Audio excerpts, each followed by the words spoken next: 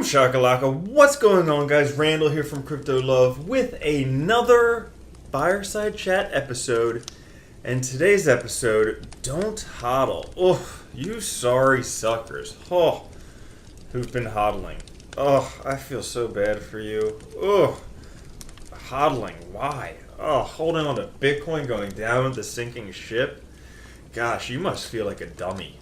I'm looking at you. Yeah, you must feel like an absolute dummy. Ugh, why would you hodl?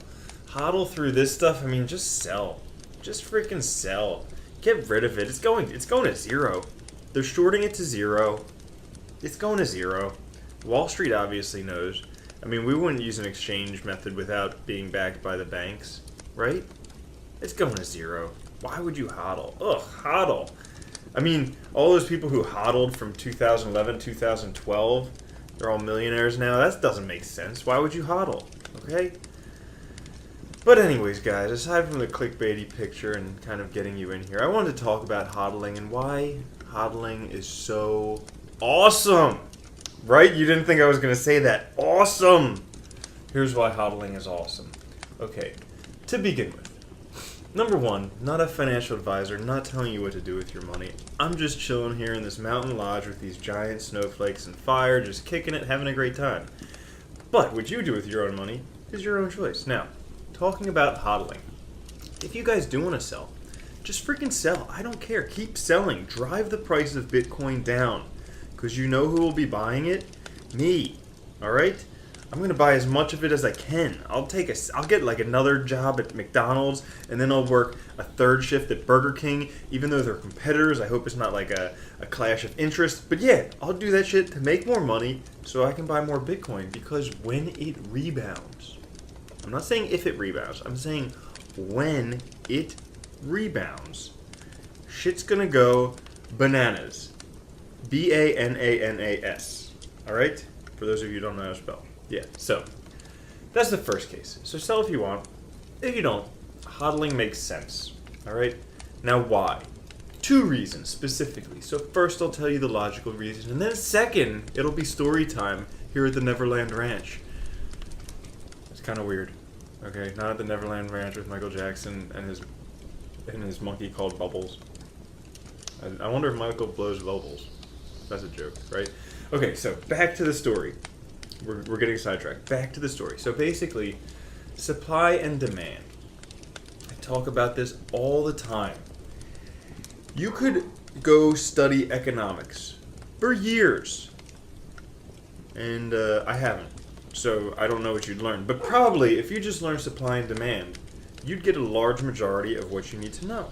See, everything in terms of price comes to supply and demand. Alright? For instance, Bitcoin only has 21 million. There's a fixed supply. And really there's only 17 million because 4 million are lost forever.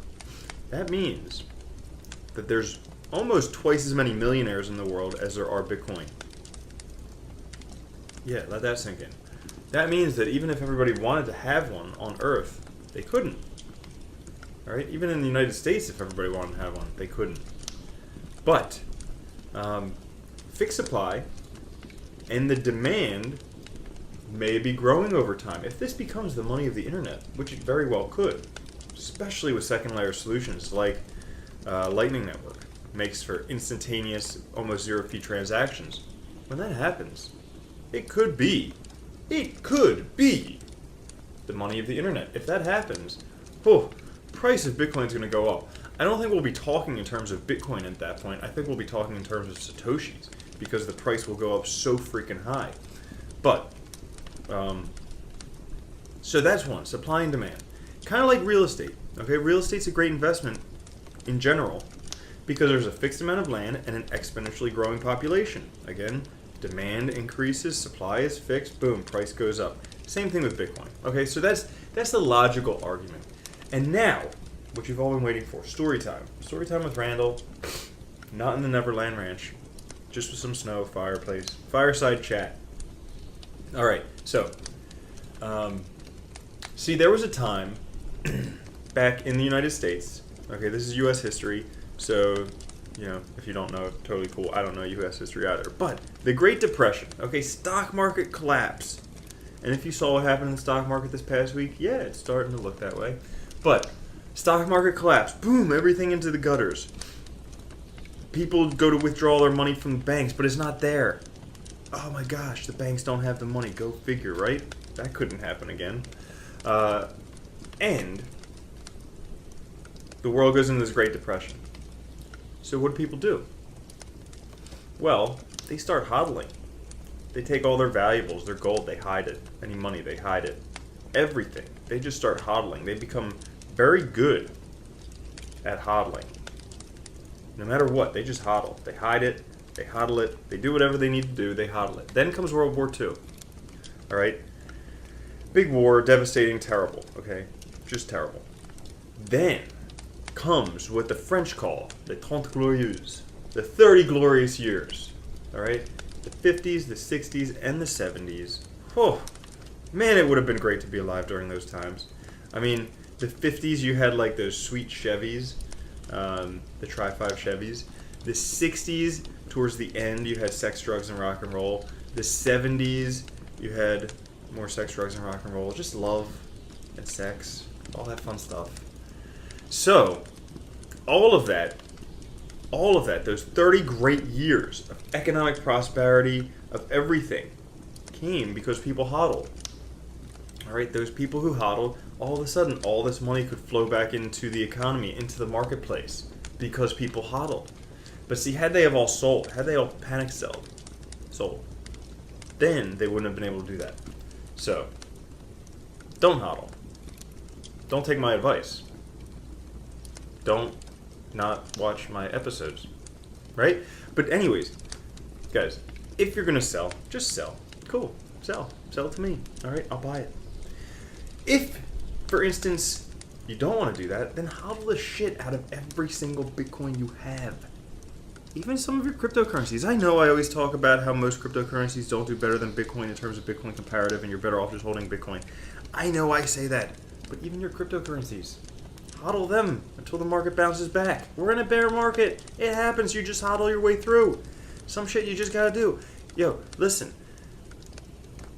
If I was making minimum wage and I wanted more Bitcoin, I would get a second and third job and just make 3 times minimum wage, and I would never sleep right now because every dollar I pump into Bitcoin is going to be worth like $100 in a year or two.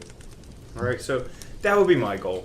But again, not a financial advisor, not a guru, definitely not a guru. Don't have a crystal ball, nothing like that. That's just what I think. These are my thoughts. Opinions. I think Bitcoin is going to do very well.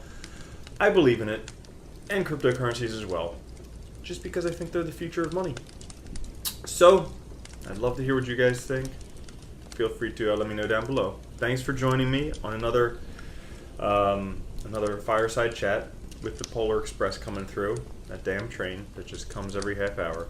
All right, I will catch you guys later. Love you very much. All right, peace.